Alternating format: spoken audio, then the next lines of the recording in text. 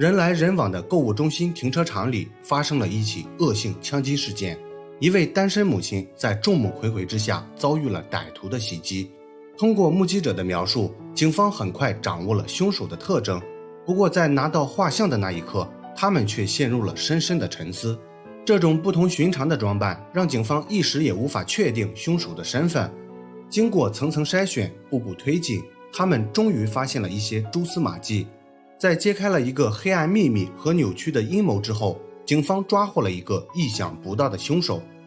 那么究竟发生了什么？接下来让我们走进这起案件。大家好，我是大熊。今天分享的案例发生在美国乔治亚州斯内尔维尔，它位于乔治亚州北部，距离首府亚特兰大约30多公里，人口仅不到2万人，是格威内特县下属的一座城市。主人公希瑟出生于1984年4月20日，案发时25岁。希瑟是家里唯一的女孩，她与2个兄弟在一个叫科文顿的小镇长大。她是个个性独立、非常聪明的女孩，年纪轻轻就有了自己的家庭和事业。当时她和儿时的玩伴史蒂文结婚，婚后她在当地开了一家鲜花店。为了招揽生意，平时她还做一些婚礼策划的工作。这家小小的店铺在她的经营下，生意非常红火。她的父母以及婆婆都在这里工作。结婚3年后，希瑟和史蒂文有了一个可爱的儿子卡森。初为人母的她对儿子的到来感到非常兴奋，她走到哪都要带着儿子。平时卡森就被安排在店里，每当希瑟忙起来的时候，孩子就交给婆婆乔安娜照顾。从现在的描述来看，这似乎是一幅幸福家庭的画面，但真正了解的人都知道，这个家庭并没有看起来这样和谐。实际上，希瑟和史蒂文正在经历一段动荡的关系，一切的原因都出在她的丈夫史蒂文身上。史蒂文在结婚后不久就与一名女子建立了不正当的关系。希瑟在得知丈夫出轨后，她为了孩子考虑，选择原谅了他。但是一次次的原谅换来的却是一次又一次的背叛，这让她看不到任何希望。经过慎重考虑后，她最终决定与史蒂文结束这段婚姻关系。2008年，2人结婚的4年后，这对夫妻正式分手。由于2人因为孩子监护权的问题无法达成一致，所以他们的离婚流程还没有完全走完。在这期间，希瑟暂时获得了卡森的监护权，史蒂文每周有2天探视的权利。在2人分开后，希瑟过得非常小心，因为他很清楚史蒂文的个性，他为了孩子什么事都做得出来。为了确保自己的安全，每当他们在交接孩子的时候，希瑟都会带上一个朋友，而且还把见面地点选在了一个人来人往的商场附近。不过即便是如此谨慎小心，他还是在日后的一次单独见面中不幸发生了意外。2009年4月26日下午6点左右，当地警局办公室同时接到了多个报警电话，许多人反映在一家超市的停车场里发生了一起恶性枪击事件。接到报警后，几分钟内警方就赶到了现场，在一辆红色 SUV 驾驶室一侧，他们找到了受害者希瑟。当时他的额头中了致命一枪，已经没有了生命体征。他年幼的儿子卡森虽然不知道发生了什么，但是明显受到了惊吓，他坐在安全座椅上嚎啕大哭。出于安全考虑，警方首先把他安置到了安全的地方，然后开始对现场进行勘查。虽然作案的凶器是一把手枪，但是在案发现场并没有发现弹壳。在对希瑟的汽车进行检查后，发现他所有的个人物品都还在，钱包就在包里，也没有被拿走。因此警方推测，这名凶手使用的是一把左轮手枪，而且作案动机一定不是抢劫。由于案发时正处在晚高峰，所以现场有很多人都目睹了事发经过。有多名目击者表示，这名凶手是一个身材瘦小、长相非常奇怪的男性，他留着爆炸头，还有一撮非常特别的大胡子。当时他躲在一旁四处张望，在看到希瑟把孩子放进汽车后，他就走了过去。当时他们还有过短暂的交谈，不过谈话很快变成了争执。枪响过后，希瑟就倒在了地上。作案后，这名凶手表现得非常淡定，他不慌不忙地走到了一条小路上，随后消失在了人们的视线中。根据目击者的描述以及勘查的结果，警方认定这起案件是有针对性的，这名凶手一定与希瑟认识，并且和他还有解不开的仇恨。在警方邀请目击者做嫌疑人画像的同时，他们首先对希瑟的家人进行了走访。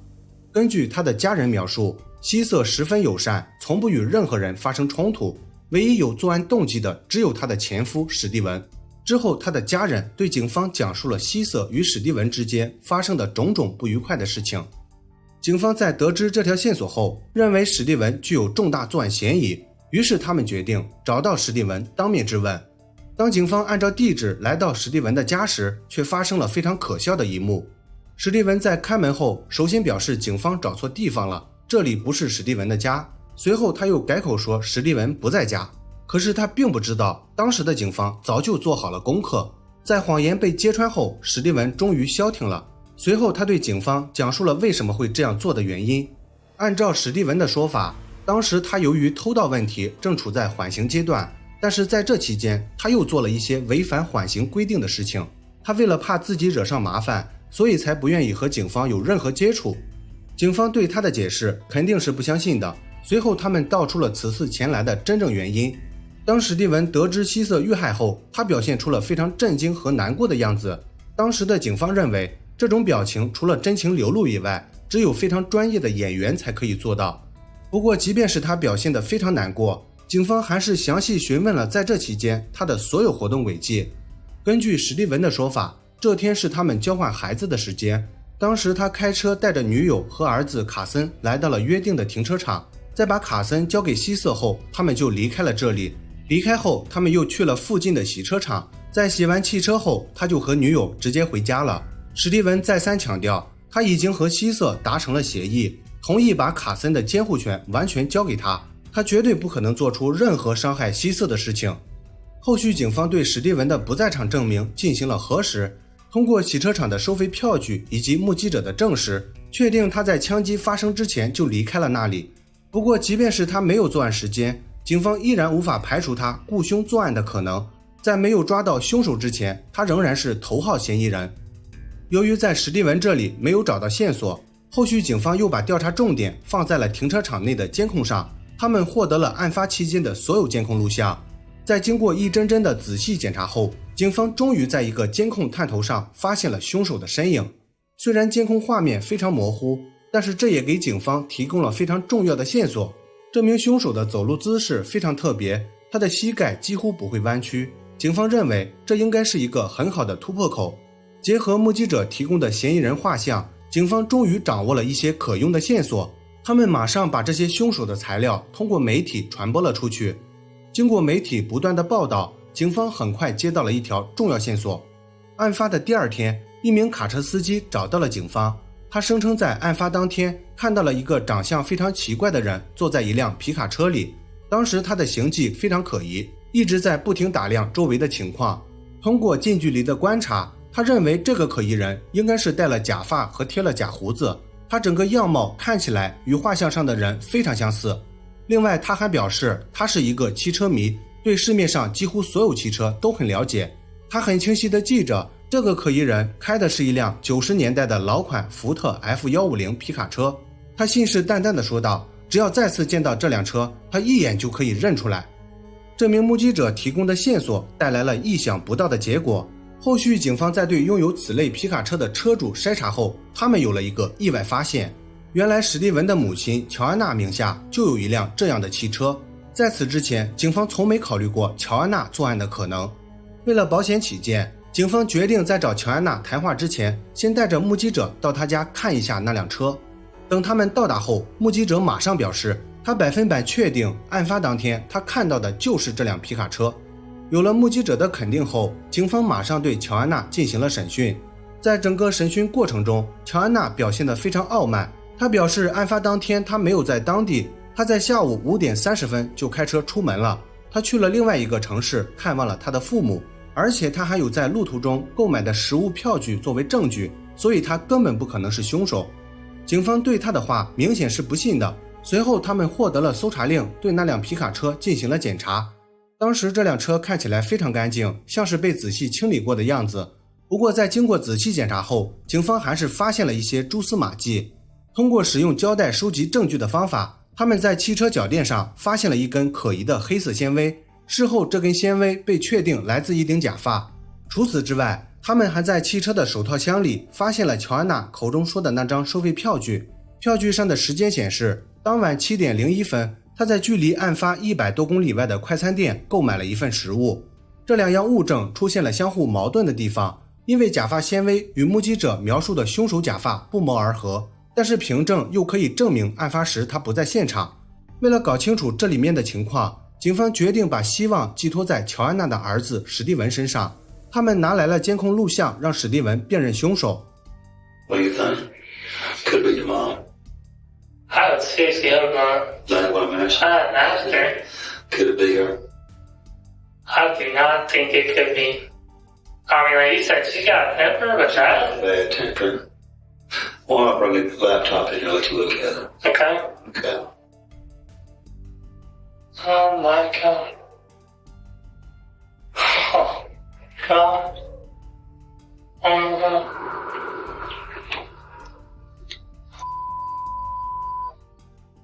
That's why she called me and said you need to go get Carson. How close? Spur it up to the skies from a that's just an artist drawing from the witnesses. Hey, take off the hair and the mustache. Who was it? Oh my god. It could be her nose. 通过史蒂文的表现，警方基本认定了乔安娜就是凶手。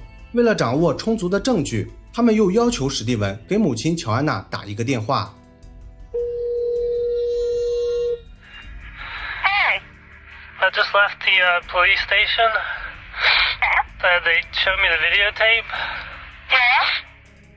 It looks like you. It looks like me? It looks just like you. Walk like you. Why did you do it? I didn't do it. Is that what you told me it looked like this? So I guess they'll be coming here tonight to arrest me then, huh? 在整个对话过程中，乔安娜虽然否认自己杀害了希瑟，但是从回答的语气判断，她一定隐瞒了一些不为人知的事情。不过由于没有确凿的证据，警方只能继续调查。调查的第一步就是要确定乔安娜究竟有没有时间作案。警方重走了一遍她描述的当天行车线路，经过测试后，他们得出了结论：乔安娜在离开家后的1个半小时内，有机会在完成犯罪的情况下到达100多公里外的快餐店。这一点也解释了之前发现相互矛盾的地方。在后续的调查中，警方发现乔安娜不仅有作案时间，而且她还有一把与作案凶器相同口径的左轮手枪。到目前为止，警方虽然掌握了充足的间接证据，已经达到了起诉条件，但是为了确保万无一失，他们还是打算对乔安娜进行最后的审讯。警方拿出了全部证据，试图让乔安娜主动承认这一切。I've already answered questions for you people many times. Not gonna answer anymore? This is your chance to give me your side of the story. I want to hear it. Okay? And your grandson I know. doesn't want to, you want him to grow up and find out that his grandmother was a cold-blooded killer. I didn't do it. I've told you the truth. This right here, Joanna. This right here. Look at this. You want to talk to me about this? You want to talk to me about this? Joanna, look at what you did to her. You shot her in the head in front of her own son. Look at the picture. Don't look at me. I Look at the picture. objected to that. Okay, that's fine. You look at what you did. Didn't do it. Yeah, you did. And now this is your Now you opportunity. can either go get me an attorney. So you want an attorney? That's fine. 尽管在这次审讯中，警方使用了全部手段，但是临危不乱的乔安娜始终无动于衷。她坚持自己没有犯罪。在这种情况下，警方也只好作罢，他们只能祈祷12位陪审团能够认可这些间接证据。2011年5月4日，希瑟遇害的2年后，案件进入了审判流程。在法庭上，检方拿出了全部证据，其中最大的证据来自乔安娜儿子史蒂文在审讯时留下的录像以及通话录音。他们认为乔安娜因为抚养权的问题对希瑟产生了不满，为此他就有了要解决掉希瑟的想法。由于他知道案发这天是交接孩子的时间，所以他早早来到了停车场伺机等待。为了避免给儿子史蒂文惹上麻烦，他在等史蒂文离开后才动手解决了希瑟。在犯罪结束后，他处理掉了作案工具，为了制造不在场证明，他又开车来到了别的城市。在路上，他特意买了一份食物作为证据来证明自己不在现场。检方最大的证人史蒂文也出现在了庭审现场，不过他在法庭上撤回了自己先前的说法。他表示之前的审讯是在警方的胁迫下做出的，当时的警方答应他只要配合就可以获得他儿子的监护权，他是在多重压力下才在审讯时说出了这些话。乔安娜的辩护律师也表示，检方所有的证据都是间接证据，并且在案发时所有目击者都坚持认为那名枪手是一名男性，但是警方在给目击者出示指认嫌疑人的照片中并没有出现男性的照片，反而全部都是女性，他们认为这有故意引导的嫌疑。这起案件在经过8天举证、4天商议后，陪审团最终做出了裁决。乔安娜因犯有1级谋杀罪被判处终身监禁，30年后她有获得假释的可能。在被定罪后，乔安娜对判定结果表示不服，她提起了上诉，不过最终的上诉结果还是维持原判。事后她在接受媒体采访时说道，虽然儿子史蒂文在审讯时的说法对审判产生了不利的影响，但是他表示理解，作为一个父亲来说，他可能做出了最好的选择。